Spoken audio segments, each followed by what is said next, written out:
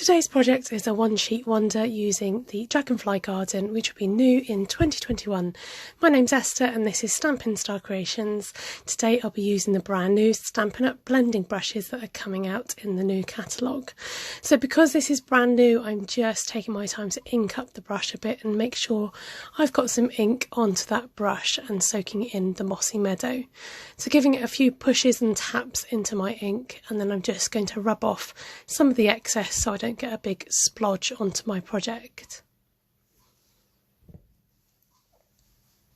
I'm just turning my paper so that I can work with it, and going in circular motions I'm just bringing on that ink onto the paper using my brush, and I'm going to go all the way down. As you can see, I start off the page and then come on the page. Like I said, this just helps with any smudging directly onto the page. The brush does hold quite a lot of ink, so you can actually go quite far with just one lot.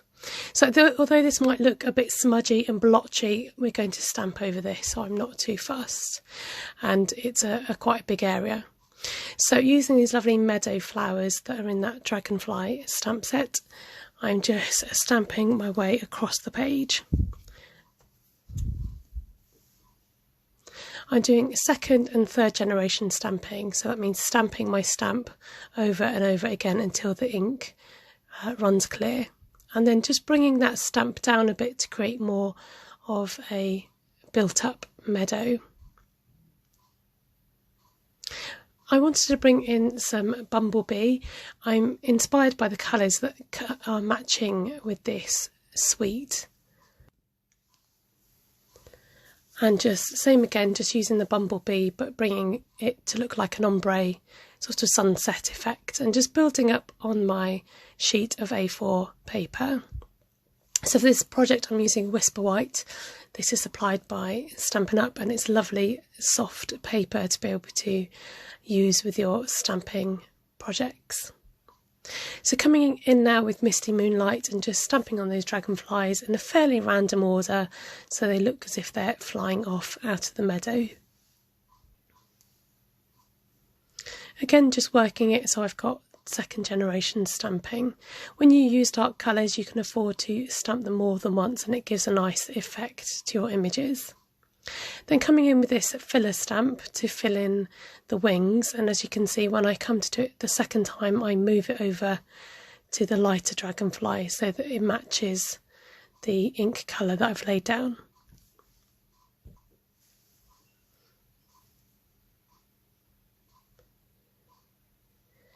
Then I had the idea to punch out a stencil just with a bit of copy paper that I had on hand, and I'm using the remaining colour on my brush just to lay down some shadows in the background. Again, I'm just trying to build up the scenery with different textures and colours.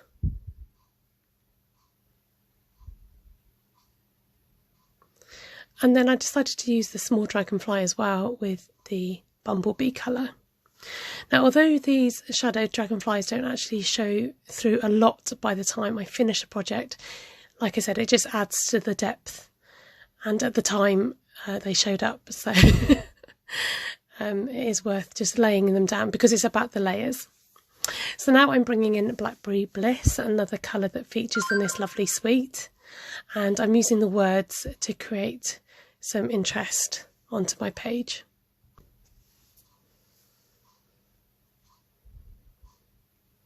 So as you can see, I've stamped across the whole sheet with those two sentiments together.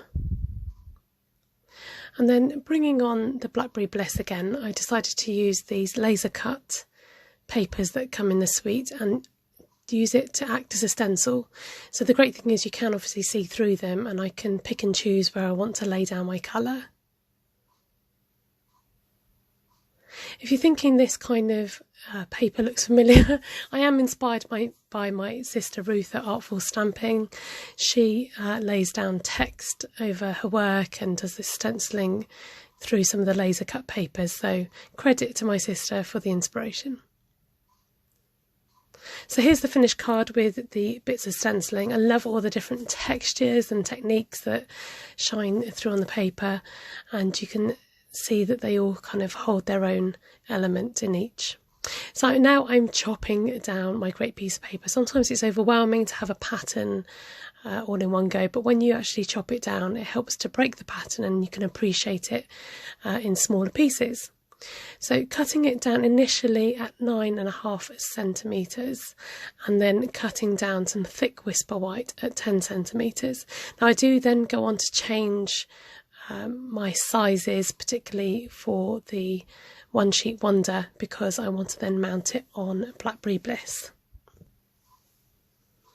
So it ends up to be 9 centimetres by 20 centimetres, and then the Blackberry Bliss layer is 9.5 centimetres by 20.5 centimetres. So let me know if you want the inches to that. So because the card that I've used was quite kind of heavy with colour, I really felt that it needed a bit of white space back.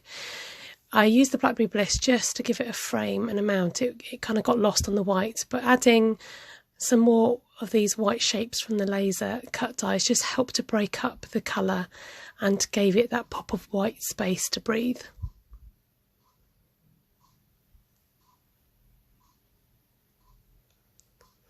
So on this one I added one of those dragonfly overlays, and I've also used this frost white pearlescent paint that Stampin Up sell over the dragonfly wings just to give it some shine and some sparkle.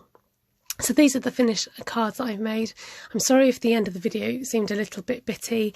I was having a few technical issues when I came to record this, but I hope you get the gist of what the cards look like now that I've cut them up from one full sheet. You can shop with me at stampinstarcreations.co.uk. Thank you so much for watching along. Hit that bell button to receive notifications, and you can subscribe when you're there. Don't forget to give me a thumbs up, and please leave a comment in the video below. Take care, have a good day.